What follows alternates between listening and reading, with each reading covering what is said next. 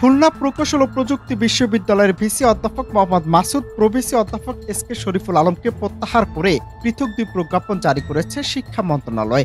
গেল শুক্রবার এই পৃথক দুই প্রজ্ঞাপন জারি করা হয়েছে।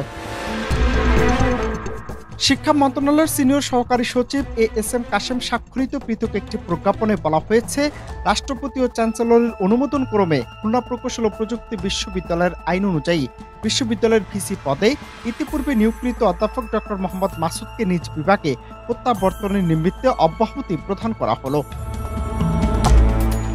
গত 18 ফেব্রুয়ারি কুয়েটের ছাত্র রাজনীতি বন্ধের দাবিকে কেন্দ্র করে সংঘর্ষের ঘটনায় শতাধিক লোক আহত হন। পরদিন প্রশাসনিক ভবন সহ সব একাডেমিক ভবনে তালা ঝুলিয়ে দেন শিক্ষার্থীরা।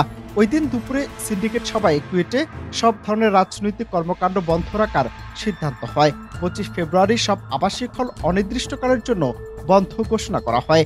এরপর আবাসিক হল খুলে দেওয়ার দাবিতে 13 এপ্রিল বিকাল থেকে শিক্ষার্থীরা প্রশাসনিক ভবনের সামনে অবস্থান নেন।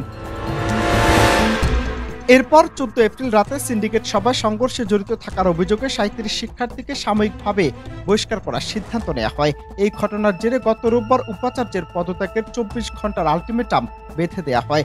এই সময়ের মধ্যে উপাচার্য মোহাম্মদ মাসুদের পদত্যাগ না করায় গত সোমবার থেকে অনশন চালানোর ঘোষণা দেন শিক্ষার্থীরা। এমন পরিস্থিতিতে বিশ্ববিদ্যালয় মঞ্জুরি কমিশন গঠন করে কমিটির 3 সদস্য কুয়েট ক্যাম্পাসে যায়। বুধবার দিবাগত রাতে উপাচার্য ও উপ উপাচার্যের অপসারণের বার্তা নিয়ে তারা শিক্ষার্থীদের অনশন ভাঙান। শিক্ষা মন্ত্রণালয়ের বরাত দিয়ে বিজ্ঞপ্তিতে আরো বলা হয়, অনতিবিলম্বে একটি সার্চ কমিটি গঠনের মাধ্যমে এই দুটি পদে নতুন নিয়োগ প্রদান করা হবে। অন্তর্বর্তীকালে বিশ্ববিদ্যালয়ের নিয়মিত কার্যক্রম চালু রাখার স্বার্থে জ্যেষ্ঠ অধ্যাপকগণের মধ্য থেকে একজনকে সাময়িকভাবে উপাচার্যের দায়িত্ব অর্পণ করা হবে। অনন্ত হাসান মাসুদ, বাংলা টিভি।